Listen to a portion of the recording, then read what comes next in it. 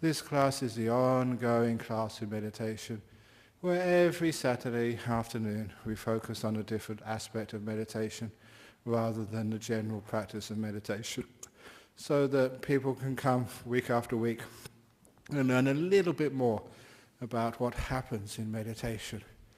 And it's always a case, it seems, me talking about some of the beginning parts of meditation. I always think that one of these days on these classes you should talk about the deeper states of meditation, or why not today?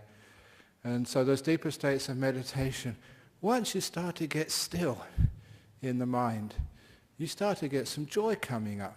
I think the last time I was here, I was mentioning just the connection between stillness, mindfulness, and happiness.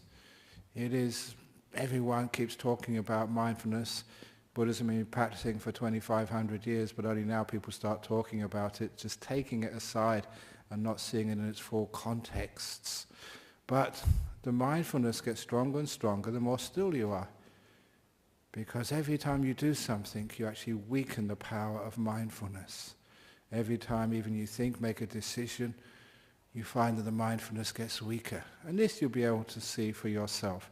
When your mind is still, you become awake, and everything looks brighter, clearer, simply because more energy is going into your mind. And as the stillness makes you more mindful, it also brings you more joy and happiness. Until you get to these states in meditation where you feel very happy, you get delight in whatever you observe.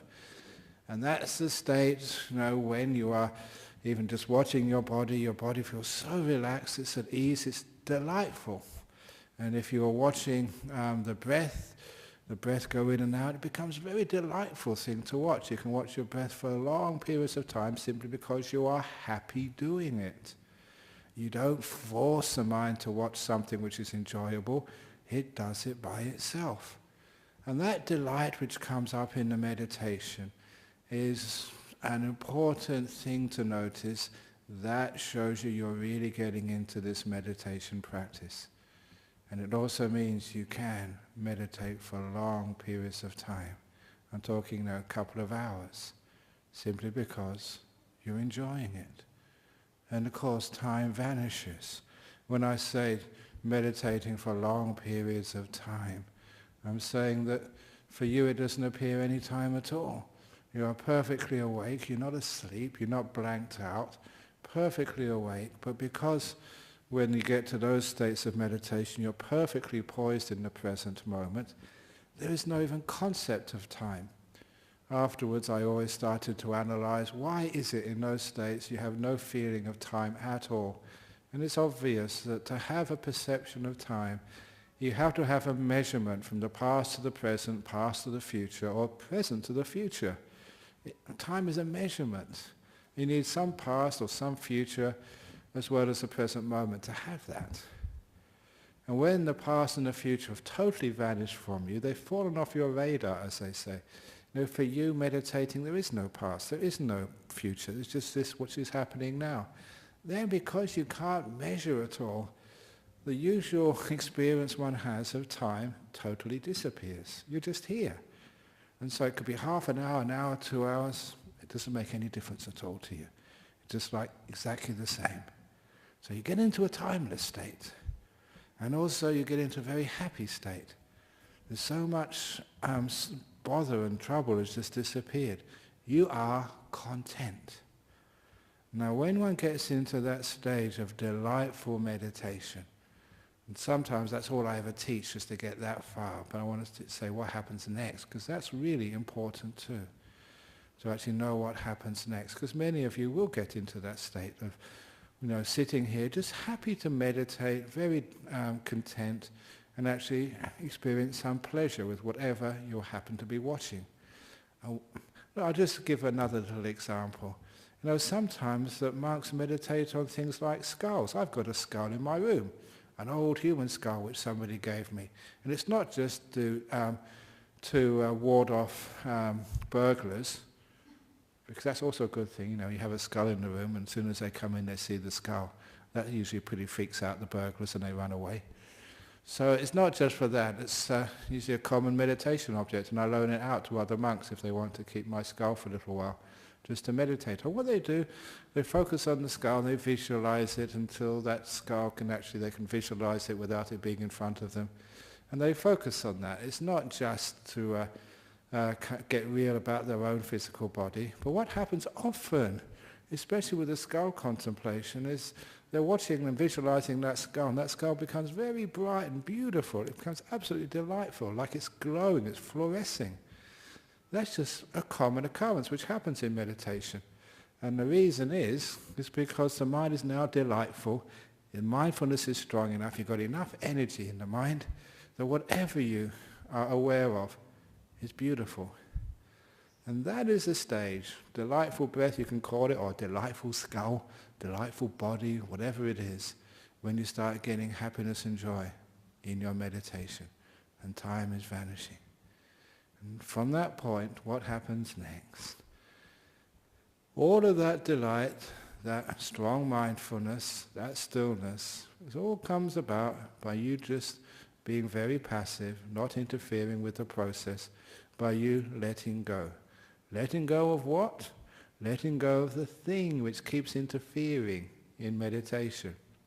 Letting go of that backseat driver to your mind. That's what you let go of. You keep that thing calm. And as you get more still, the joy increases, and so does the mindfulness. Your meditation gets into some very happy states, and you become super aware and super still as well.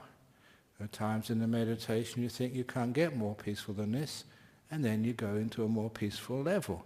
You're really exploring places you've never been to before, which means that very often two obstacles appear in meditation, and that is the fear or the excitement. For those of you who have read the Buddha's teachings, you find these in the Upakalesa Sutta, the deep defilements which stop you getting deeper into the very powerful meditations.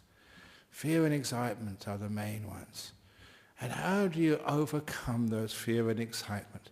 If at that time it comes up and you try and do anything, you are disturbing the process and it all falls apart. If you don't do anything, it falls apart anyway. Both ways you are stuffed if it comes up. The only way to do that is to train yourself beforehand, to be prepared what to do when you get excited or you get afraid. And the simile which I often bring up on retreats, and I like teaching in similes because they are more potent than mere words.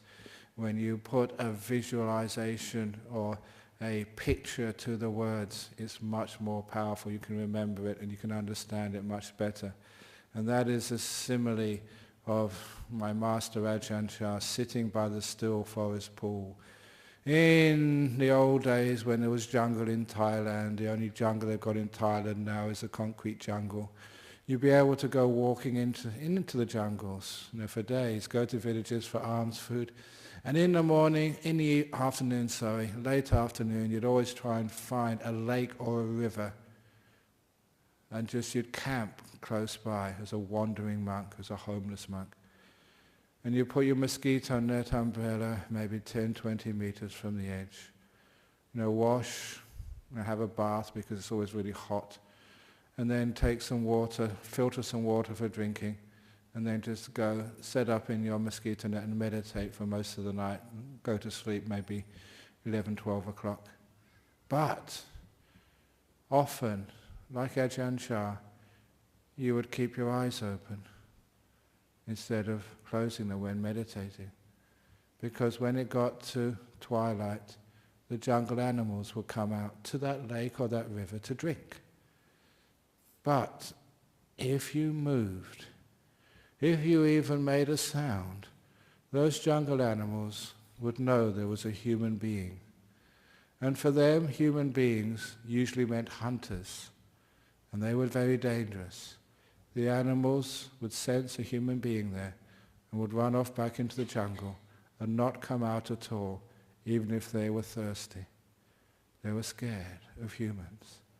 So the only way they would come out was Ajahn Chah had to sit perfectly still, neither afraid nor excited, but still, to the point where the animals would not know there was a human watching.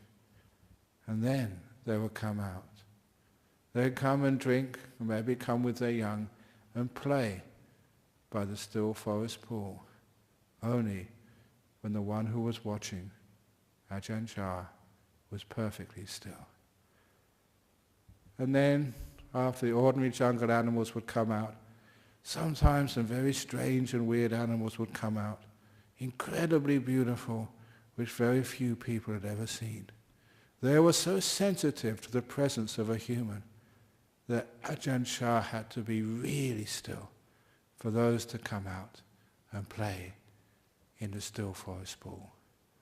And that was the simile which I heard from Ajahn Chah myself, the simile of what to do in the deep meditation states.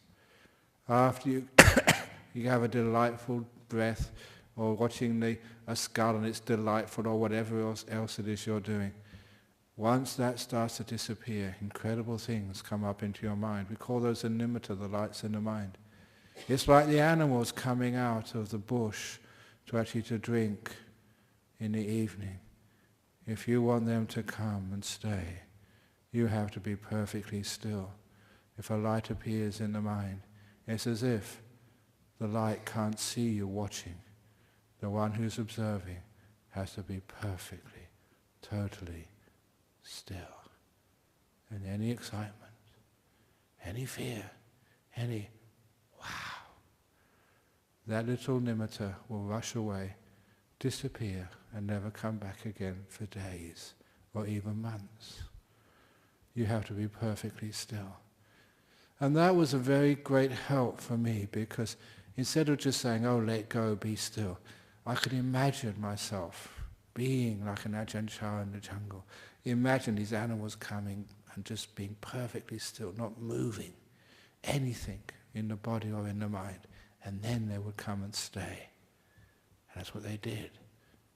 And sometimes when those ordinary animals had come, those are the nimittas, these incredible lights. Then the amazing ones come out.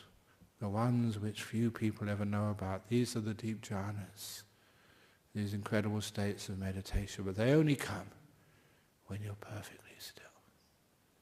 Because they are so, as it were, scared. If they think you're watching, if they think you're doing anything, if they sense there's somebody around, they will never come. That's why you have to be perfectly still. And that's a very, very helpful teaching about what to do when you get to the deep states of meditation. To be still. But then people say, yes, but I can't help myself. I get excited. These are powerful states of mind. What should I do? And then you come across the answer of what I called programming your mindfulness. And this works the very best, it's most powerful for the deeper states of meditation. If you get, say, lights coming up in your mind at that particular stage of very, very peaceful, very delightful, I'm not talking about the lights which come up early on in the meditation. They're not what I'm talking about. I'm talking about incredible, amazing stuff which happens when you're really still, when you're really into it. When those lights come up, the only way to actually to stop the excitement or the fear, if that's what's been happening before, programming mindfulness at the very beginning of your meditation. If you really think you've got a good chance of getting into a deep meditation today, you know that your meditation is going well, your body feels good, you've got the time, everything, all the causes seem to be in place. If you think that you're going to get a deep one now, close your eyes, relax the body. Now when you have a little bit of mindfulness, you don't need much for this, then you make a resolution to yourself. You say, for example, if a nimitta comes up, this beautiful light appears, I will not be afraid. If the light appears, I will not be afraid. If that light appears, I will not be afraid. That's all. But you listen to it. You pay 100% attention to what you're saying, or thinking rather, and then you forget about it. and you carry on with your normal meditation. You put a program into your mind. Conditioning, self-hypnosis, I don't know what you call it, but it works. And it is amazing just how effective that is. You forget you've ever said that, because it's got into your subconscious mind. And then you're getting into the deep meditations. You're very, very still, all the thoughts have vanished, you're in the moment, watching the breathing usually, and breath, beautiful breath, and the breath starts to vanish. The beautiful light comes in the mind. Usually you'll be afraid, but that's when the instruction you gave at the beginning kicks in. Subverbally, without you doing anything, without you thinking, you don't get afraid. This beautiful light which has agitated you before just comes and stays, because you've trained your mind with that simple technique of programming mindfulness just to let these things be. Or if the problem is excitement, many times people in that stage, their heart starts pounding. And it's involuntary, it just happens. You're getting excited, you get into a great state of meditation. Your heart is beating very strong. You tell yourself at the beginning of a meditation, if you think this is going to happen, when the beautiful nimittas come, my heart will be peaceful. It will not beat fast. When the nimittas come up, my heart will be peaceful. When nimittas come up, my heart will be peaceful. In your own words.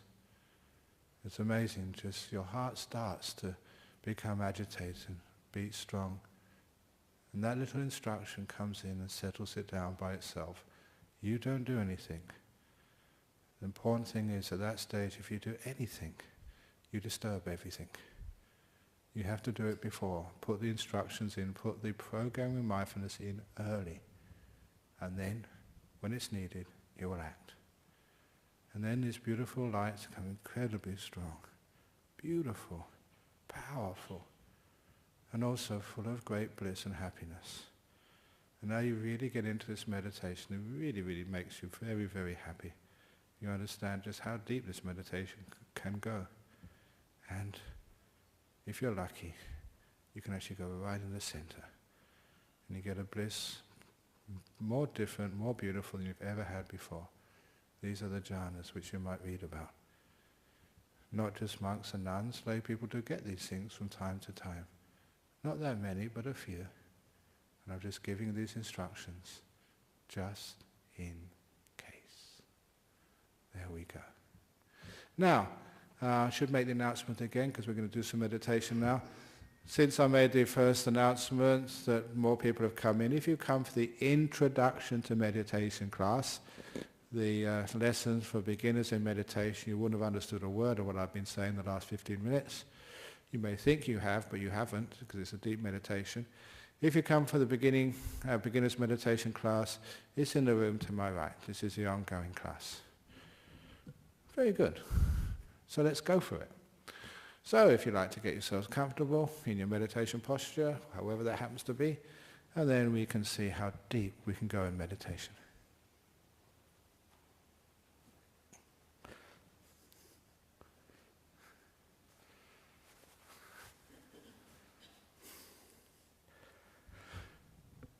Here we go.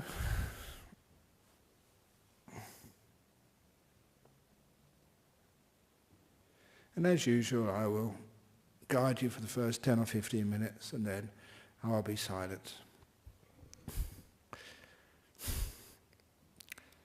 First thing you do after closing your eyes, check your body. How is it sitting? If you don't put your body in a really good position to start off with, after 40-45 minutes, it will start to wake and disturb your meditation. Get your body right at the beginning. Saves you a lot of disturbance later on.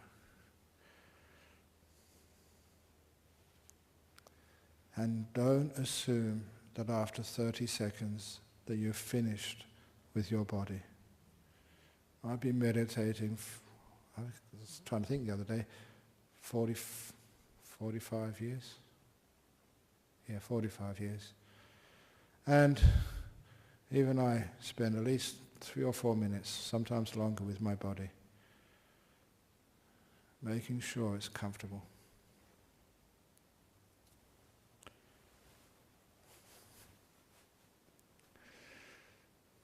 Sometimes I look for the most prominent feeling. It usually comes up anyway.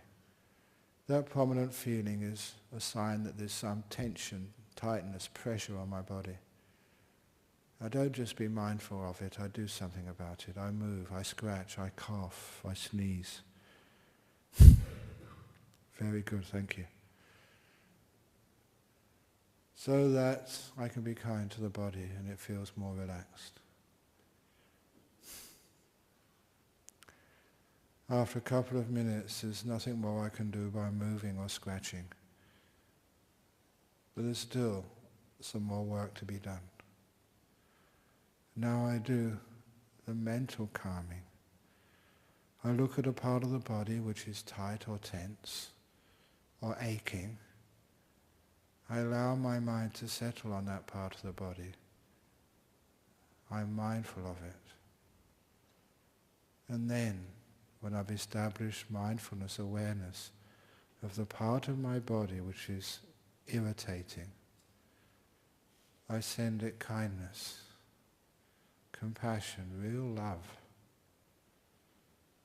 And when I send it that compassion, if it really is compassion, if it's a real thing, that part of the body relaxes, ever so slightly at first. But I keep piling on the real compassion, and that part of the body relaxes.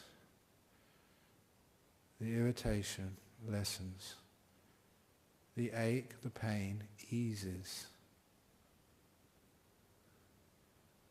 Kindness relieves the tension, and when the tension goes, most of the pain goes too. And I use this technique to internally relax my body. And I stay with this for another 1 or 2 minutes at least, depending on just the state of my health, of energy, tiredness, whatever. And with experience, I know just when I've completed that sort of bodily relaxation,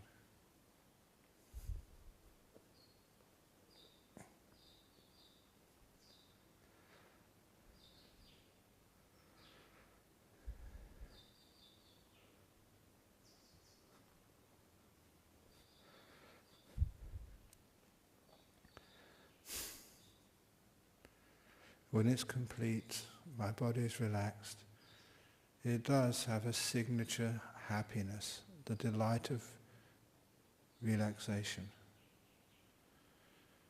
I know that happiness. And I found out that when I'm aware of the delight of relaxation, when I focus on that, I relax even more. Seems like the mind wants pleasure, and if it sees delight anywhere, it will follow that until it becomes even more delightful. In this way, I relax my body deeply before I even start to do anything else with my mind.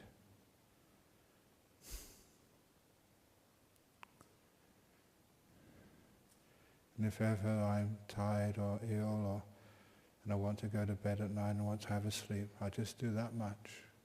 Go that far to the delightful relaxation, and then I go off to sleep. It's a very beautiful way of curing things like insomnia.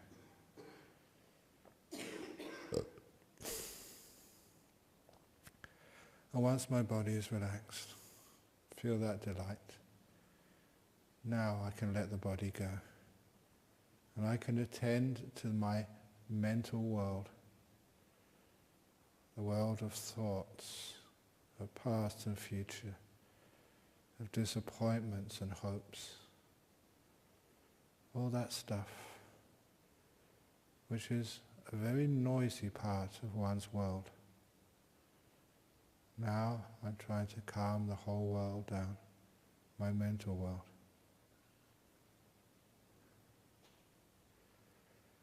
And for most people, the first obstacles they have to calmness in their mental world is their past and future. There are many things which hold one back, which drag you off into what happened earlier on today or this week or early on in this year.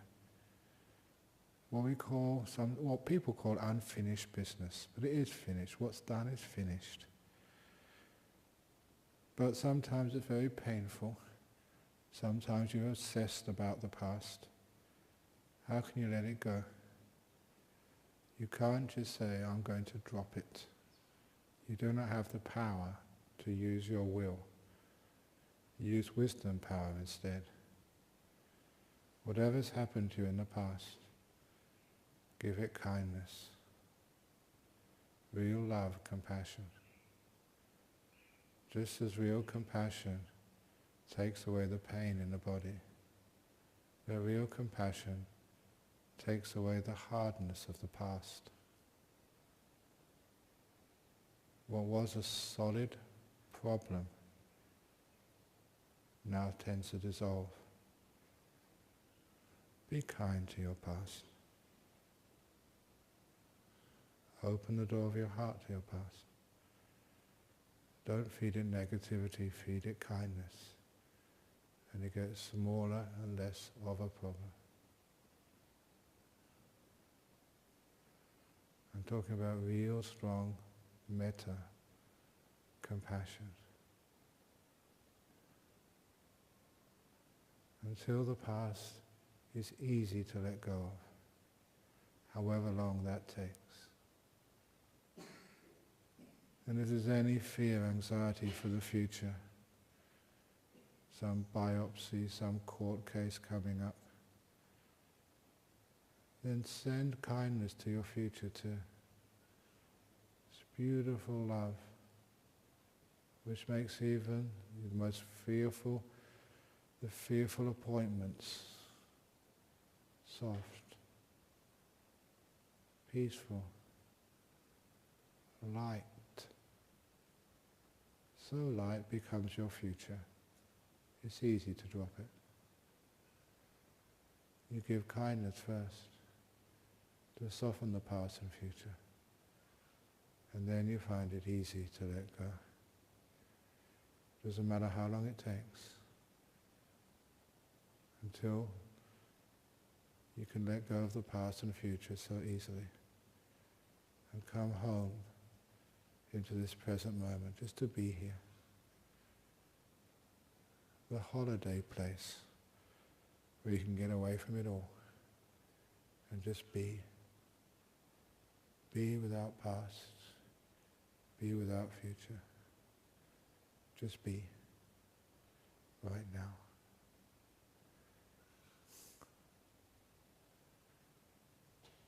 And the reason why we go off into thoughts, fantasies, philosophies is because we don't know how to be in the present moment. Once again, the key is kindness. Be kind to this moment. Respect her. It may not be comfortable, it may not be peaceful, it may be scary. I don't know what your present moment is. But open the door of your heart, of your mind, to this moment called now. Sound of the birds, bark of the dog, my voice, heat, cold, whatever you're experiencing now. Respect, embrace, smile at this moment.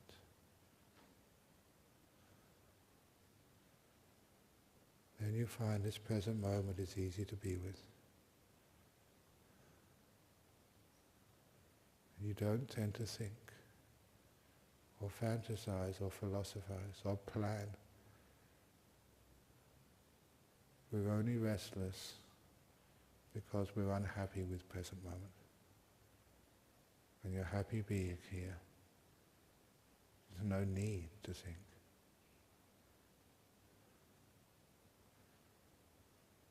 Feel yourself relaxing deeply into this moment. not holding this moment with force, but allowing this moment to be like a beautiful lotus flower, which you can hold in the palm of your hand, not squashing it, not gripping it. It just rests lightly in the palm of your hand, this present moment. And neither does it fall off your hand. This moment called now is just here, here, here. Just being.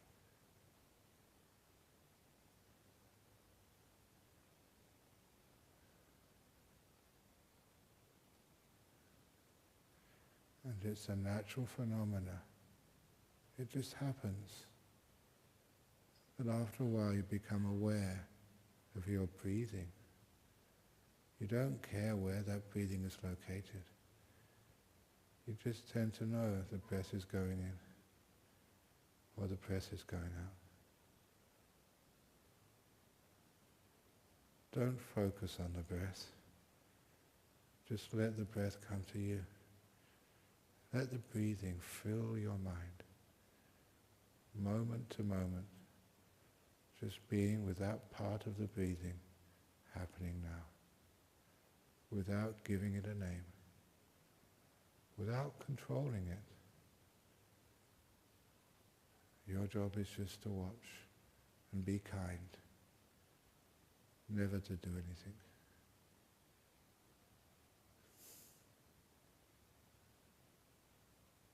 Just being the breath.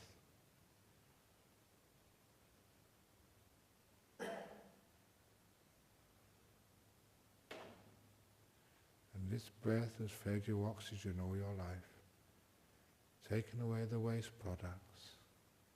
When you're sleeping, when you're busy, paying no attention, your breath is one of your most faithful servants.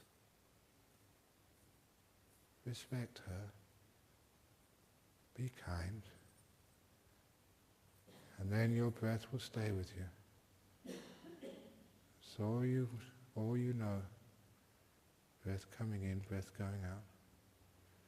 If there are any sounds, any feelings in the body, that's at a distance. Your center, the very heart of your mind, is just with the breathing. And everything else is on the edge of the screen, with the center just occupied by the feeling of breathing right now, in silence.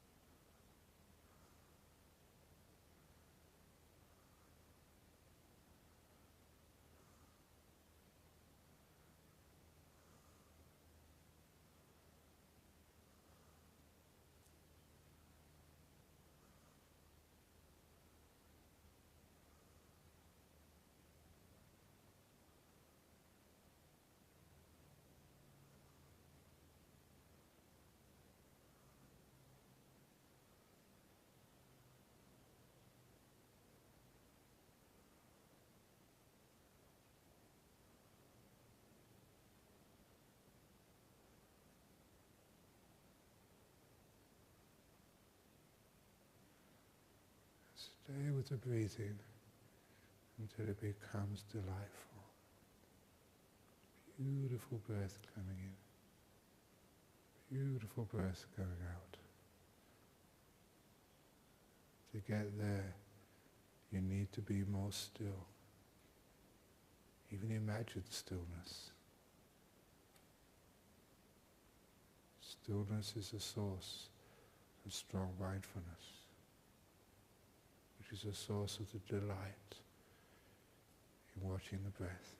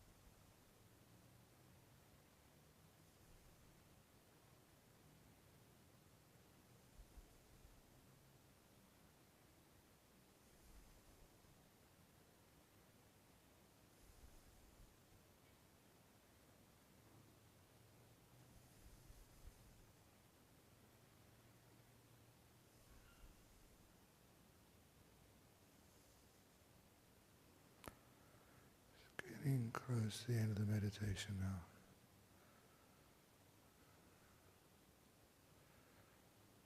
How do you feel? How peaceful is your mind? And how delightful is that peace?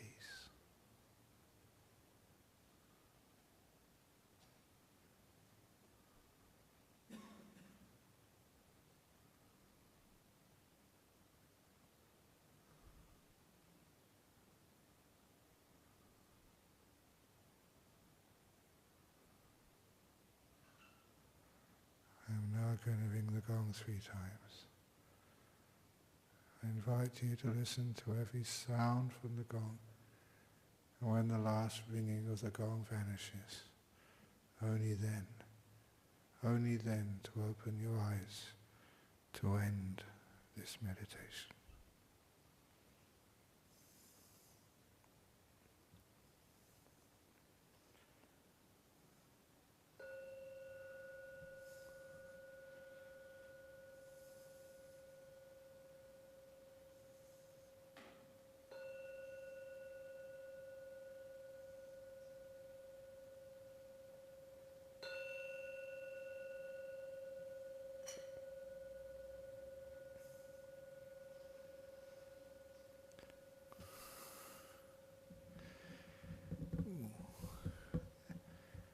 Okay, there we go.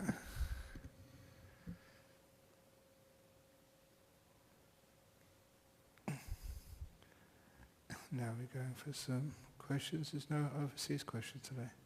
No internet. No internet. Sorry?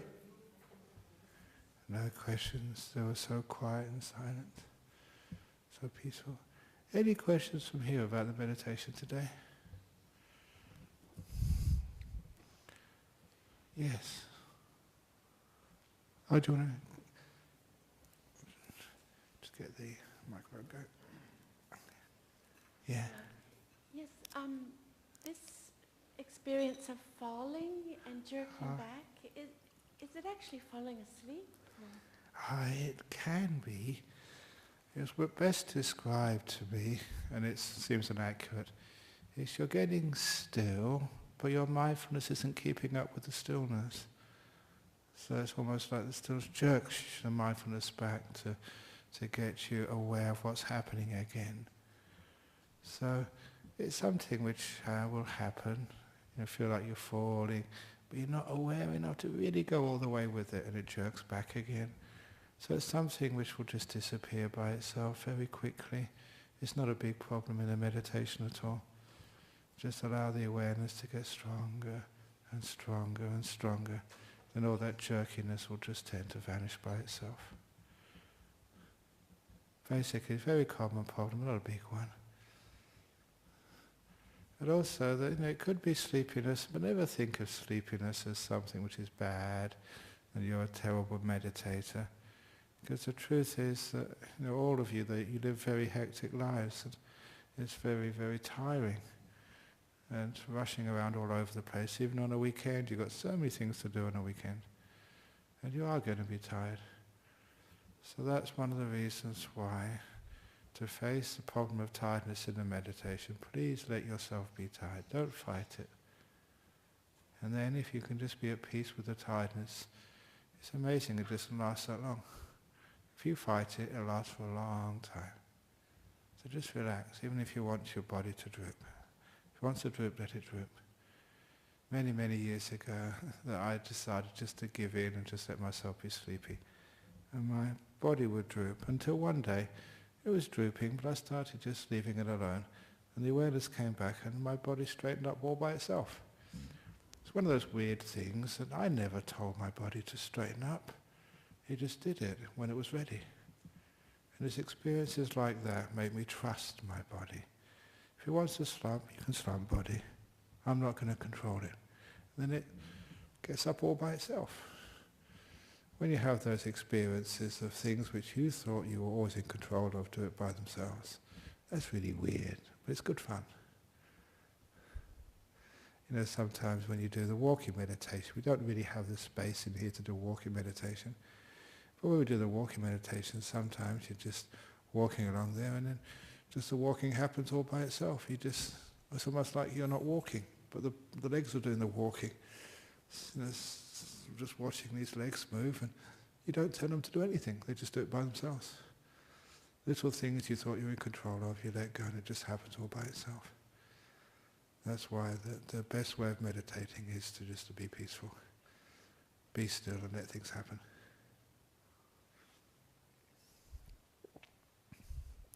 Does that sort of answer your question? Thank you for asking it. And does anyone else want to ask a question?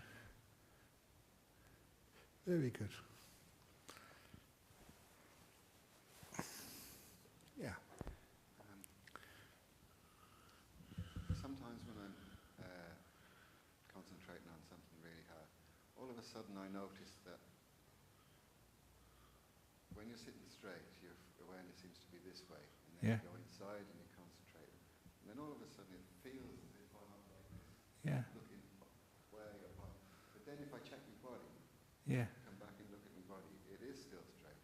Yeah, exactly. Sometimes it is and it's down, and you pull it back up again. Yeah.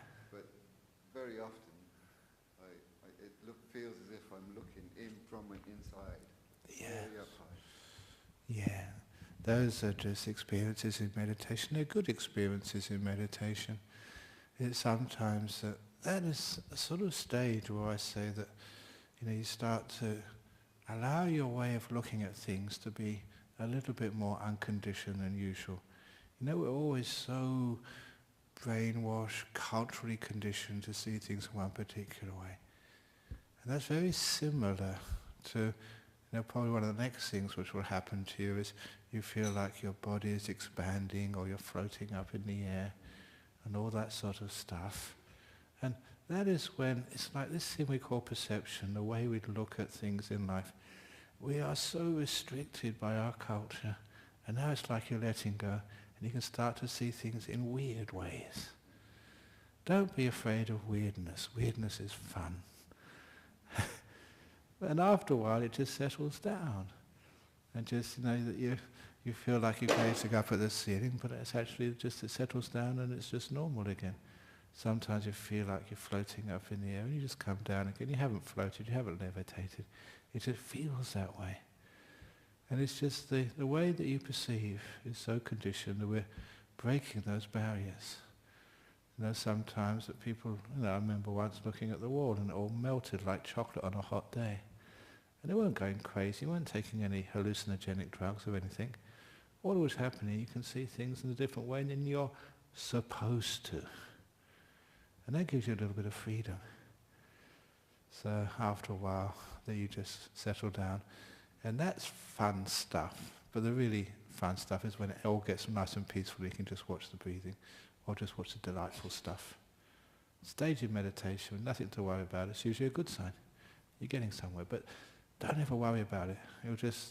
You'll come down again.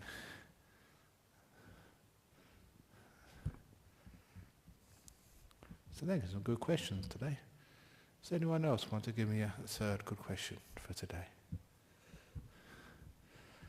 There's an old saying that people don't like asking questions because they think they feel stupid if they ask a question in public. But then you'll find you'll feel far more stupid afterwards that you didn't ask the question. Oh, I should have asked that question. So any questions or comments? Yeah. My experience. When you sounded the gong, it wasn't the sound, Yeah. it was the vibration that went with it. Yeah. Like into a state. Yeah, good. That's what happens. That's why the gong, we can actually have a really loud bell. Ding, ding, ding, ding, ding, ding. Oh, that'd be so harsh. Or a buzzer, bzz, bzz, or a siren. If you're coming out of meditation, you're so peaceful and so still. And one thing which happens is that because your awareness gets very, very strong, you can hear the sound of the gong so much more deeply than otherwise. Your ears have actually opened. Your mind is very strong. And there are some sounds which you can hear, which you'll only hear in deep meditation. And the sound of the gong is beautiful. Over in our retreat center, even the gong is a bit rough. So I use one of these singing bowls, these Nepalese Tibetan singing bowls. I start winding it around to get you out of meditation. That's the very best, because even this is a bit harsh. And I try my best to ring it softly instead of bang, because that really hurts sometimes, especially in a nice peaceful meditation. So to come out very gently. That's why that just a minute or two before I just warn you, say they're about to come out of meditation. Meditation's about to finish. So to get people out very gradually. And that's true for you. If you're having a nice meditation at home or anywhere, don't just jump up and just rush around. Because you have this beautiful peace, you want to keep it as long as possible. And it's jarring to you if you do something very active straight after a meditation. It's also why, there's a lot of thought goes into these meditation classes. It's also why at the end of the meditation, I don't usually let you go for 15 minutes, do some questions and answers, and then you can go home. It's actually to take you out of stillness slowly. And when you ever go on a retreat, I remember telling Nicholas this, go on a retreat for 9 days, then before you get in your car and drive home, go around the car park a few times. Because you've got to deal with the traffic when you leave a retreat. Your mind is so cool, just driving around. Well, you have accidents that way. So you've got to somehow just make that transition from nice meditation back to, I won't call it normal life, crazy life. Okay, very good. So enough now, so thank you all for coming, and during the time, this is the last time the monks and the nuns will come up for Saturday afternoon meditation for 3 months. We have our retreat time now. So we stay in our monasteries. And all the monks, other monks have a nice time. I have to teach the monks for the next 3 months, so I still do a bit of work. But this class Saturday afternoon will be taken by lay people afterwards. So still here every Saturday afternoon, but no monks and no nuns. But still a good for everybody to please keep coming if you can. Otherwise you tend to get lazy, find other excuses for not meditating. It's really worth your while. It's great for your health, great for your peace, great for your spirituality. Okay, so now I'm going to bow to the Buddha, Dhamma, and Sangha, and then we can just relax.